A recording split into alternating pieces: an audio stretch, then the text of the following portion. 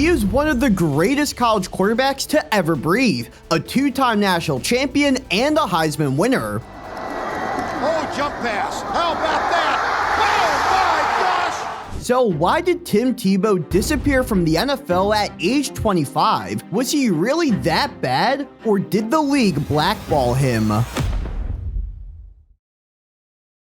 Born in the Philippines to missionary parents and homeschooled his entire life, Tebow's journey was anything but traditional. Florida law allowed him to play for local teams, and after starting as a tight end, he changed schools to finally get his shot as a quarterback. He became a national sensation as a junior, famously finishing a game on a broken fibula just to secure a win.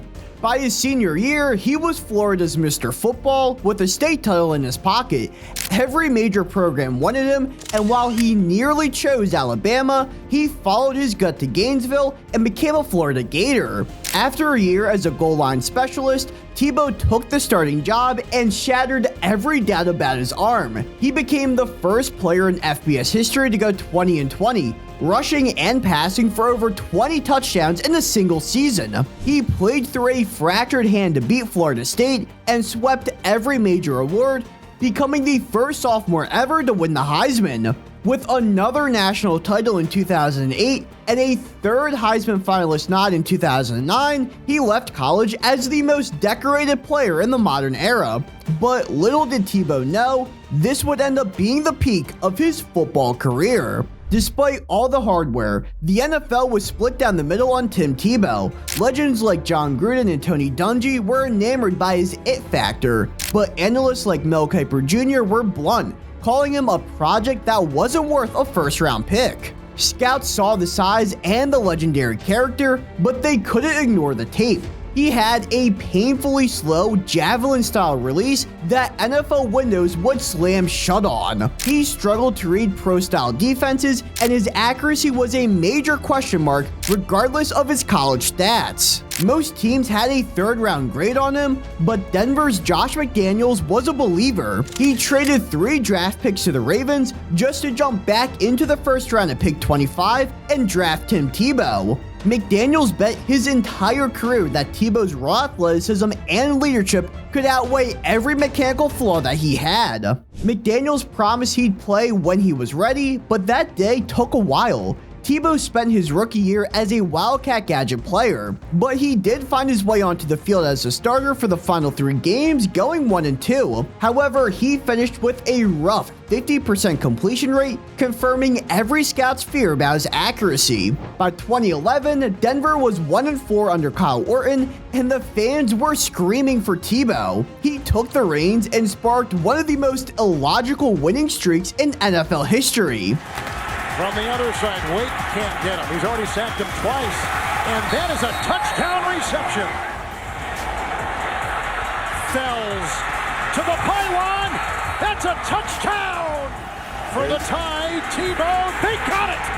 Tebow for Decker. He's got it. Touchdown, Denver. Tebow trying to run around the corner. Tebow's got a first down and more. He might score. Touchdown. Tebow takes off.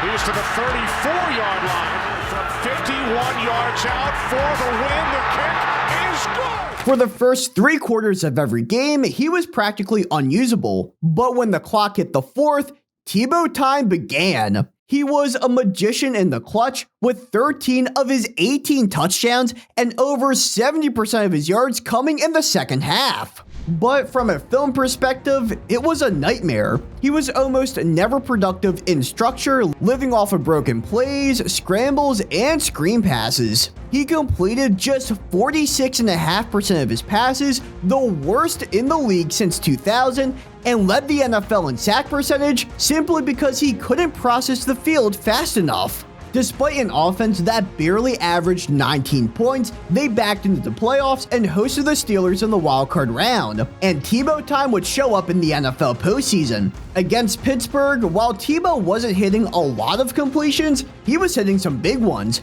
Going into overtime, Tebow was 9 for 20 for 236 yards and 2 touchdowns, one on the air and on the ground. But in the first play of the extra period, Tebow pulled off one of the most iconic plays in NFL history. Got it. It's Thomas at the 50. Stiff arm got him free to the 30, to the 20. Thomas to the 10.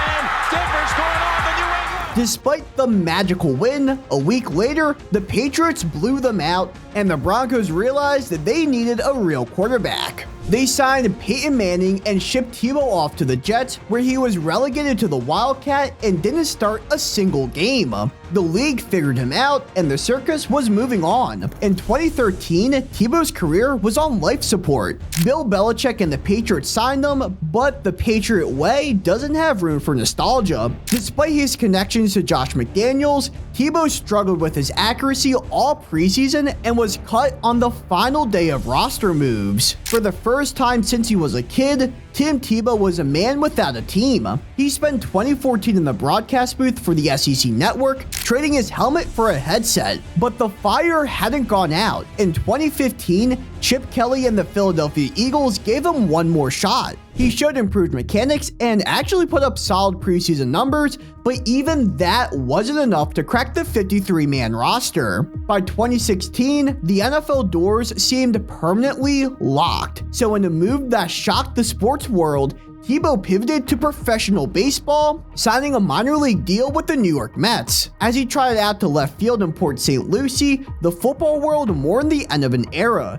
The chosen one was officially a baseball player now, and it seemed like his gridiron story had reached its final page. After years in the broadcast booth and on the diamond, Tebow had one last surprise. In 2021, at 34 years old, he attempted a shock return with the Jacksonville Jaguars, but with a twist. He'd be trying to switch from QB to tight end, which is a move we have seen many athletic QBs make when they fail to make it as a passer. It was a move that many viewed more as a media circus than an actual roster upgrade. He only got the shot because his old college coach, Urban Meyer, was running the show. But the reality on the field was harsh. In his only preseason game against Cleveland, Tebow looked completely out of his element. His blocking was, to put it lightly, viral for all the wrong reasons. He was released shortly after, officially ending the tight end experiment and his NFL journey.